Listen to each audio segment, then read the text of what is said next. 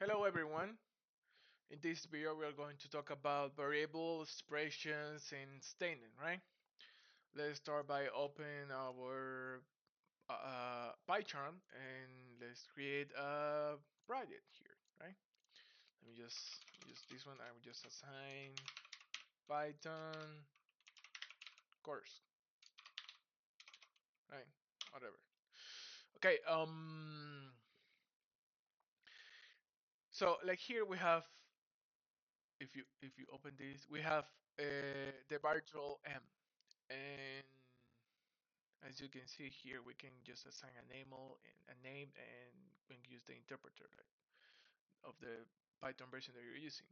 This is very important. I highly recommend to use virtual M for your Python projects so you keep things like organized and everything.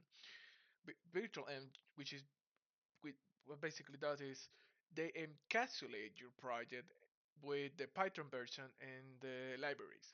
So in that way, you have like everything organized in one directory, right?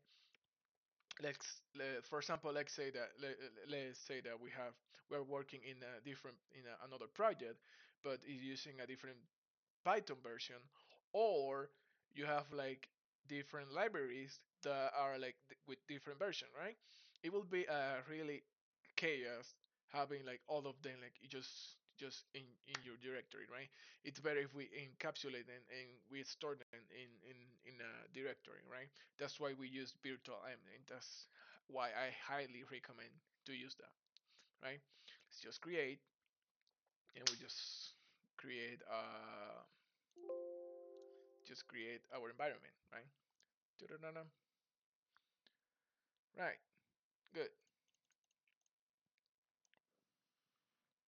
So here we have, oh, I really recommend to fix this. This is the Windows Defender for just to run your just click fix, right? You can see why we do that. So inside here we have our Python course. This is the directory, the main directory, and inside we have the virtual M, right? You can put whatever name you want, like at the beginning, using the wizard. I just put them. So inside these folders, we want to create like our directories, folders, and Python files. Just inside here, right? Just create a module one, right? A folder, right? And inside here, we can just put our Python files, whatever, right? So here we have our terminal, right? As you can see on the left, like it's been in parentheses. This basically means that our environment is activated, and then we can just install like package, and they will install in the virtual environment, or right. And here we have our Python console, right? Um, Here we can just uh, this is basically like when you like execute uh, the Python command line, right? This is the same. This is basically the same. So we can use this one here in the either or this one outside. It's fine. Just okay. Okay. First of all, let's start with the first statement that you will lay in any programming language, right? When you start like a programming language, this is the first statement that you do. This is the print statement, right? This is pretty simple. This is basically putting the print keyword, and inside these parentheses, you can put print any value of a variable, or like stats, string, numbers, etc. Right inside this. In order to do that, let's print, for example, hello world, right? Most popular one. Hello world,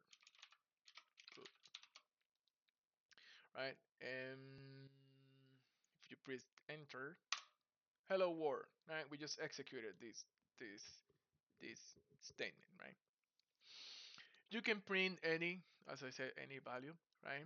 And put whatever you put in in the quotation marks. You can also use single quotation marks.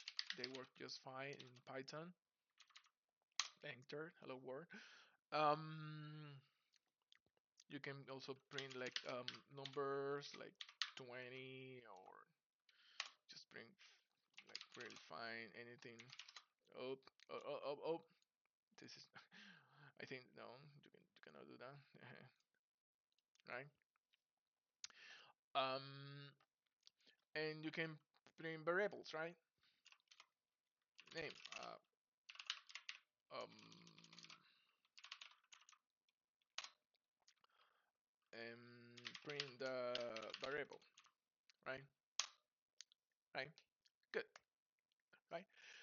Um, a value is one of the basic things in the programming world. The value that we have seen are the number 20, the number 20, right? This is a value, and then we have seen a test like this one, the hello world, right? Right, and then this, my name, right? They're both values. They're like all of them. They're like values, but they belong to a different type. They're all values, but they're like different type of value. For example, like the value 20 is not the same as the hello world one, right? They're like different. This one belongs to the integer, and our hello world belongs to the string type. We can check we can check the type of our values with the statement type, right? Just like print, we can just check this by doing this, like for example, like hello world, right? It will tell you, like check like type 20, right? It will tell you right away what type of value are these ones. Hello world belongs to the str, which is basically means a string, and the number 20 belongs to the integer, right? This basically means that it's an integer value, right? Let's try with a decimal point value, right? Let's try with type 25. Oh, sorry, 25, right? This is float, right? Float. This means that this value is a type of floating point, right? Or float. They're like represented this way, right? As I said before, like there are like so many, right? So many. Um, now let's create a variable. I did it before. I put name, right? But now let's create your name. Like here, put your name, right? Just put Lara. To create a variable, we just have to assign a name and then put the operator equal or the character equal as we saw before, and we can do the same for not just for strings. We can do the same for example, year. Okay, we can do the same for integers, and we can do the same for, I don't know. Let's split like height. Let's put like, right, for floating point values and etc. Right? We can assign values like that. Um, and yeah, and let's put this one. Yeah, uh, day. Let's do this just to show you something. Day 10, right? As we can see here, even though we put integer, but we put them in a we put in a double quotation mark. This is for example, if we put this still is a str or a string, right? Because we put them in inside the quotation marks. If we want it to be an integer, we have to put it outside of the quotation marks. This is this is very important because when like next we'll see like that if you want to do like an operation, it won't work because they are not represented as a number; they are represented as strings, right? Um, and we will talk about it in the next videos, right? We can set like any name to identify our variables. Like we can put like any name, but I highly recommend to use a name that makes sense or they're like meaningful, right? Imagine that we're creating a program for a car and we'd say the name of the variable for the tire pressure like variable one, right? Variable one, right? I don't know. It says right, and that variable is for the tire press, right? It doesn't make sense. That's not meaningful, right? So do your best in trying to make names that are like meaningful. They're like as clear as possible for you and for someone else that will be using your code, right? Variables can be long. They can be long. You can put a long, but remember that we cannot put like space in our variables. For example, like it will it will it will throw you an error, like as you can see here, right? We cannot do that. We have to like I did here. You can just put like underscore or just put like a camel case, right? Right. Um, they are like case sensitive, so if you they will be different if you put just like they're case sensitive, so be careful with that too. Um,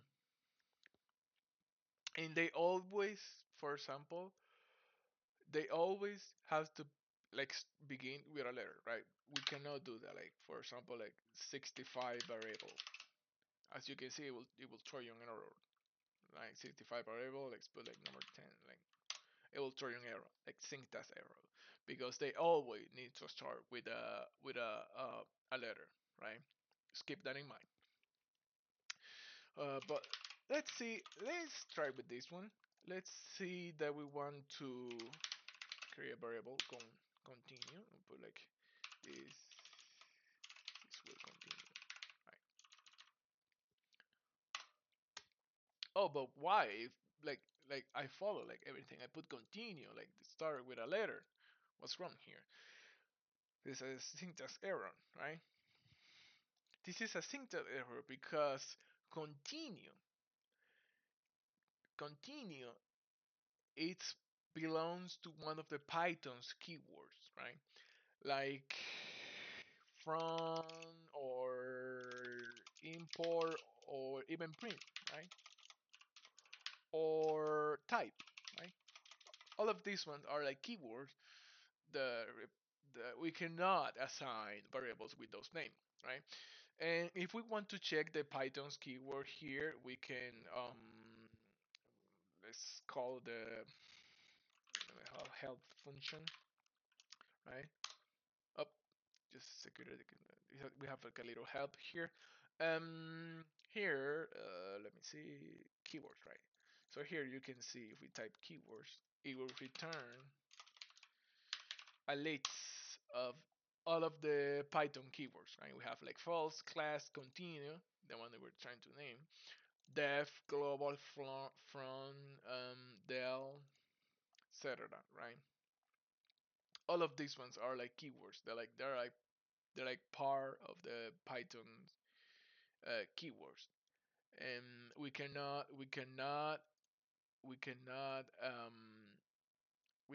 create variables with those, right? Um, I just put like Control and C to break the uh, and we cannot create variables with those, right? Let's talk about now like expressions. Expressions are representations are like representation of value. They are a combination of values, variables, and operators. Okay, so let's try for example 5 plus 5, right? If we're done like 10, right? When we write this expression in the Python console, in the Python console mode, the interpreter that is executing this, it will evaluate this and display the result. But be really careful. This may be a little confusing. Let's see why. For example, like if you write a Python script or a Python file, for example, like let's create a Python file name like statements statements. Right. Well, if you create this in Python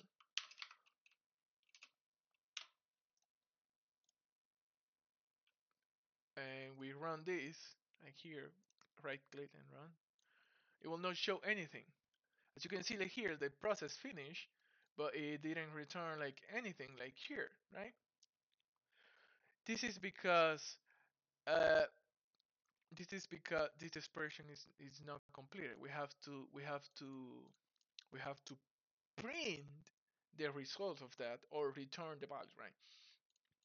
In order to, if we want, you can just do that by just put it print inside the print, and now it will return the value here, right? That's how you do it. We wrote that statement that returns the value for this expression here, right? So in the following videos we will talk more about that. And thank this is it. And thank you so much for watching, and see you next time. Thank you.